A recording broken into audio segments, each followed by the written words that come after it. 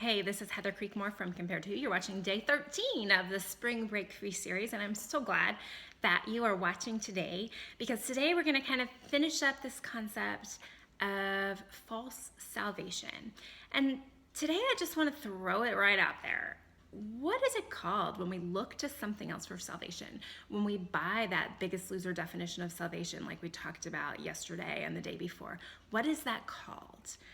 Well, it's called idolatry. Yes, idolatry. Now, some of you might have been raised in the church like I was, where that's kind of an unfamiliar term, even in church. I mean, especially if you think of it in terms of just worshiping statues. I mean, I know for me, I know we didn't have any statues in our house. I looked the other way when we went to the Chinese restaurant, didn't even look at Buddha. So I thought that idolatry was the one of the 10 commandments that I would never have to worry about. I mean, there was no way I was going to bow down to any inanimate object. That was just stupid. But turns out that God showed me in his grace and goodness that this was the root of my body image struggle.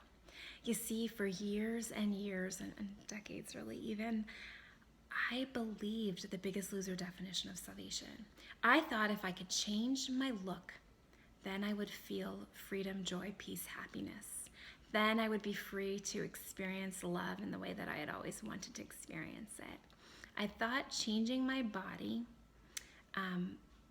would save me. And friends, that was actually idolatry, because looking to anything other than Jesus for salvation is worshiping a false god. It's idolatrous. And the hard news / good news about identifying idolatry at the root of my body image issues is that I have to call it out as sin. And now I know some of you probably stopped watching as soon as I said that S word, sin. No one wants to talk about sin.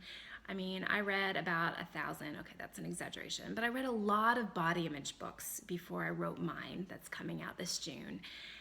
And do you know that only one of them, one out of a zillion, mentioned the word sin?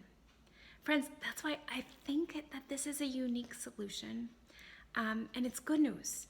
If you can pinpoint the ways that your heart has been longing for something other than Jesus to save it, if you can identify the ways that you've thought, even fleeting, maybe it's not obsessive, but maybe just you thought, you know what, if I looked like her, then I would be free.